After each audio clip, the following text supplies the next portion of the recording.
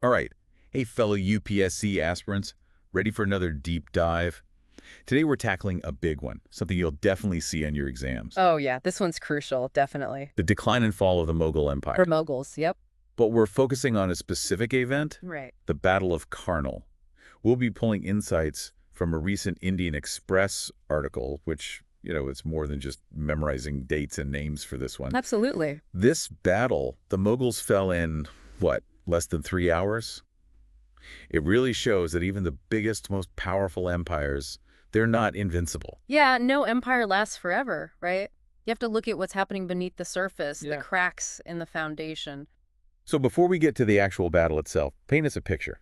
What was going on with the Mughal Empire before Nadir Shah even shows up? Well, you gotta remember, Nadir Shah coming in, that wasn't the cause of the decline. Okay, so they were already in trouble. Exactly. It's more like he took advantage of weaknesses that had been building for years, decades even. And historians, they've gone back and forth on the exact reasons why things were falling apart.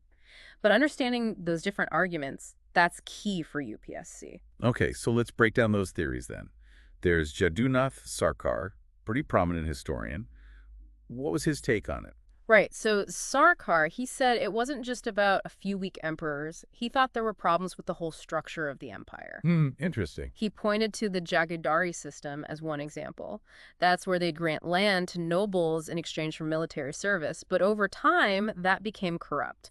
The quality of the army went down, loyalty suffered. So it wasn't just about who was sitting on the throne, but the systems themselves. Exactly. The whole setup was getting shaky. Okay, so that's Sarkar's view, but did other historians agree? Oh, there are other views for sure. Irfan Habib, another big name, he focused more on the economics of the empire. Like the money side of things? Yeah, he argued that they were taxing the peasantry way too heavily. Oof, the peasants always get squeezed. Right? And then on top of that, you've got the Mughal court spending lavishly.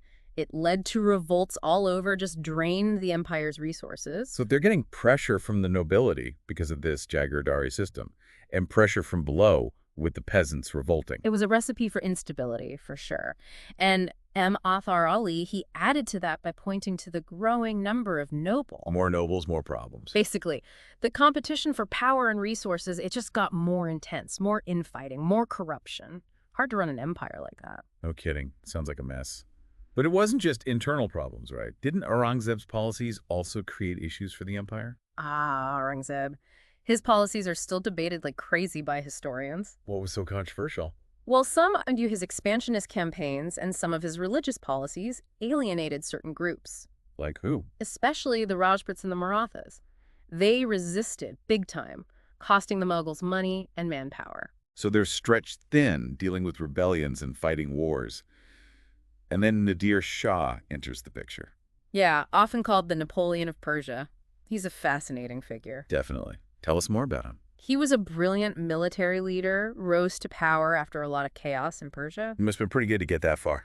Oh, he was. Conquered the Ottomans, Russians, Afghans, known for a really disciplined army, advanced weapons, and his own strategic genius. So how did he even end up at the Mughal Empire's door? Well, he took the classic route, the one so many conquerors use, the Khyber Pass, swept through, conquering Mughal vassal states one after another, really showed everyone what he was capable of. So this guy is marching towards Delhi, and I gotta ask, Yeah. what's the Mughal emperor doing this whole time? Ah, well, that's where we meet Muhammad Shah. He's got the nickname Ranjila. Ranjila, what's that all about? It basically means pleasure-loving, a bit too fond of entertainment. Hold on.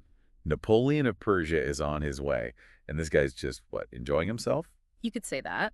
Historians, Sarkar especially, criticized him for being slow to react, ineffective. By the time he got his act together, Nadir Shah had already taken Lahore. Oh, that's not good. How close was Nadir Shah to Delhi at that point? Oh, just a hop, skip, and a jump away, 125 kilometers, practically on their doorstep. So they finally clash at Karnal. What did these two armies look like, strengths and weaknesses? On paper, the Mughals were huge. We're talking 300,000 soldiers, over 2,000 war elephants, 3,000 cannons. Wow, that's a massive force. It was. But, size isn't everything. They had all those internal problems we talked about, lack of discipline, outdated weapons, commanders who were more interested in their own gain than winning the battle. So not exactly a well-oiled machine then. Not quite. Now, Nadir Shah, his army was smaller, only 55,000. But man, were they effective. What made them so different? Well, they were experienced, disciplined, and their weapons were top-notch. And then there's the Zamburak. The what now? The Zamburak, it's this camel-mounted swivel gun, could fire multiple rounds, super accurate, just devastating. Okay, camel-mounted swivel gun. That sounds terrifying. It was. And it played a big role in the battle. The Battle of Karnal, February 24th, 1739. It wasn't even close. Nadir Shah, he was a master strategist. So what happened? How did he pull it off? Well, he lured the Mughal cavalry right into a trap. Oh, no. And then unleashed the Zamburaks. Absolute chaos in the Mughal ranks. Can you imagine these things firing at close range, tearing through their armor? Yikes. Sounds brutal. It was the Mughal army that just couldn't withstand it. So a swift and decisive victory for Nadir Shah. What happens next? Well, they captured Muhammad Shah. The emperor himself. Yep, leaving Delhi wide open. It's the start of a dark period, the sack of Delhi. Okay, yeah, we definitely need to unpack that. But for now, let's let that sink in for a moment. A lot to take in, for sure. This is a major turning point, not just a lost battle, but something that would deeply affect the entire Mughal Empire. Yeah. So Nadir Shah, he's victorious at Karnal, and Delhi is basically defenseless. What happens next? It's a dark chapter, that's for sure. The sack of Delhi. Imagine, the Mughal capital plundered, a massacre. They lost incredible treasures too, the Peacock Throne, the Koh-i-Noor diamond. This wasn't just a defeat, it was a trauma for the whole empire. How did the Mughals even begin to recover from something like this? Honestly, it was the beginning of the end for the Mughals. That sack of Delhi, it financially ruined them. In real way. They were looted blind. An eyewitness, historian Ghulam Hussain Khan, he said the Persians took everything. Cloth, jewels, gold, silver, you name it. And the human cost was horrific. Maybe 30,000 people in Delhi were killed, thousands more enslaved. So their treasury was empty. Basically, they couldn't pay their army, their officials, nobody. Couldn't fund any projects. Their authority was shot. So it's like you're trying to run a kingdom, but you're completely broke. Exactly. And that weakness, it had a ripple effect. The Mughals, they became more and more dependent on regional powers, local chiefs, and those guys, they saw an opportunity. To grab power for themselves. You got it. The Marathas in the Deccan, they were already causing trouble for the Mughals. After Nadir Shah, they saw how weak the Mughals were and just went for it, expanding their own territory. So the empire's falling apart from the inside, and enemies are closing in from the outside. Did Nadir Shah just take over at this point? Surprisingly, no. He actually gave most of the territory back to Muhammad Shah. Really? Just like that? Well, not exactly. He got a hefty ransom, of course, and even arranged a marriage between his son and Ragila's niece. His main goal seems to have been to loot, not to conquer. So he crippled the Mughals, left them in charge, but without the means to actually rule. Exactly. It's a key question for us UPSC folks. Could the Mughals have bounced back from this, or was this it, the point of no return? Tough question. Yeah, historians are still arguing about that. Technically, the Mughals were still in control, but their reputation was shattered. They weren't invincible anymore. Everyone saw that. It's like once you show weakness, everyone's going to come at you. Right. The psychological impact was huge, not just on the rulers, but on the people, too. All that violence, that looting, it created this sense of fear, of vulnerability. They didn't trust the Mughals to protect them anymore. So Karnal might not have been the literal end, but it was the start of an unstoppable decline. How did this whole thing shape India after that? It's like a chain reaction. Internal conflicts got worse, everyone fighting for power, and the threats from outside, like the Marathas, they kept chipping away at Mughal territory. They're getting squeezed from all sides. Any attempts to fix things, to get back to the glory days? There were some. Ahmad Shah Bahadur, he took over after Muhammad Shah, and he tried. But the empire was too weak, and everyone else was just too ambitious. It was a losing battle. It's a classic story. Powerful empire makes mistakes, gets hit hard, and never really recovers. This whole episode really shows how connected everything is in history. Absolutely. The Mughal decline, it wasn't just one event. It was a long process, internal problems, external pressure, all coming together. And Nadir Shah, he was like a catalyst, speeding everything up. We've talked about the politics, the warfare, but there's more to this, right? The Mughal decline, it affected Indian society in deeper ways. You're right. Culture, intellect, it all changed. The Mughal court, it was a center for the arts, for learning. When that declined, artists, writers, everyone, they scattered. So they went to different parts of India. Exactly. And that led to new regional styles developing in art, literature, music. So as the empire fragmented, you get this burst of cultural diversity in the regions. Yeah, kind of a silver lining to the whole thing. And language changed too. Persian, that was the official language, but it lost ground to regional languages. Hindi, Urdu, There's Marathi. more change, more diversity. Yep. Regional literature and scholarship flourished, but it also made communication harder across the subcontinent. It's amazing how a political event can have these ripple effects on everything. Even religion must have been affected. It was. Without a strong central authority, local traditions and practices became more important. New religious movements popped up, reformers reinterpreting old beliefs.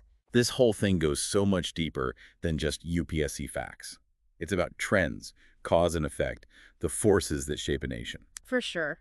And remember, history is about the present too. We study this stuff to understand leadership, institutions, how societies hold together. Those lessons are still relevant today. We've explored a lot the Mughal decline from all these angles, but there's one more thing.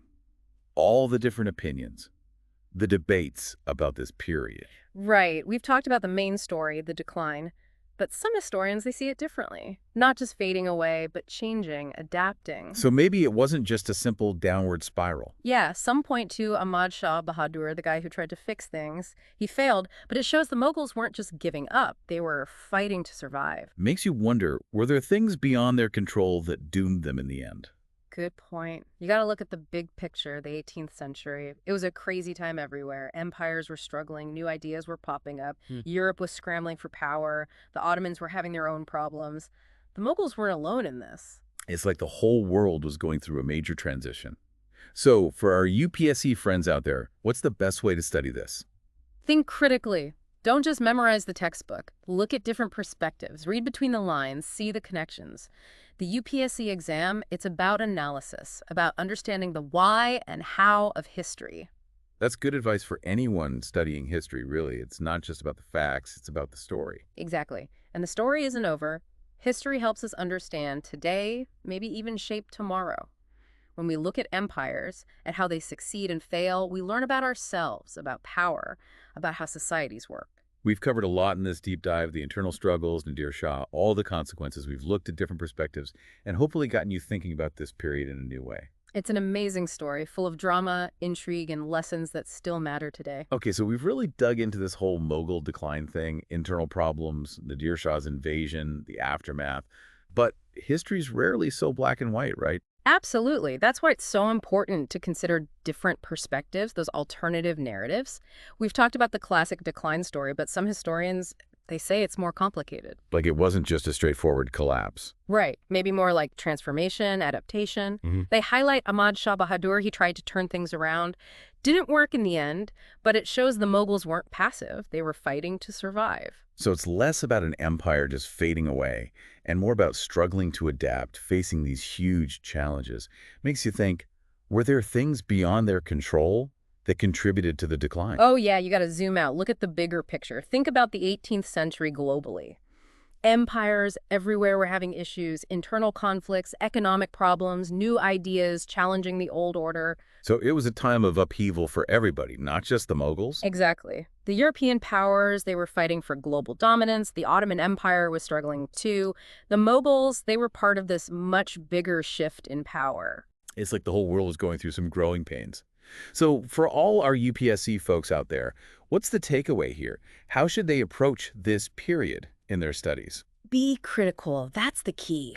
Don't just accept the textbook version. Dig deeper. Read different historians. Look for those alternative interpretations. Consider the context. Think about all the different factors at play. The UPSC exam isn't about memorization. It's about analysis, understanding the why and the how. Good advice for anyone studying history, really. Go beyond the surface, get the full story. And remember, history isn't just some dusty old thing in the past. It's about understanding the world today. Empires, how they rise and fall, what works, what doesn't. It's all relevant to the present. Absolutely. Well, we've certainly covered a lot in this deep dive. We've gone from the inside of the Mughal Empire to the outside world, from Nadir Shah's invasion to the long-term effects. It's an amazing story. It really makes you think. We've looked at different perspectives, tried to get you thinking critically, hopefully inspired you to explore this period even more. Lots to unpack there, for sure. So before we sign off, let's leave everyone with something to ponder. Could the Mughal Empire have been saved? Was its decline inevitable? How did this whole thing shape India going forward? Big questions. Let us know what you think in the comments below. And of course, don't forget to like, subscribe, hit that notification bell. We've got more deep dives coming your way. Always good to have you with us. And a big thanks to the Indian Express. They're the ones who got us thinking about this topic in the first place. You can find the link to the article in the show notes. Until next time, happy studying, everyone. See you on the next deep dive.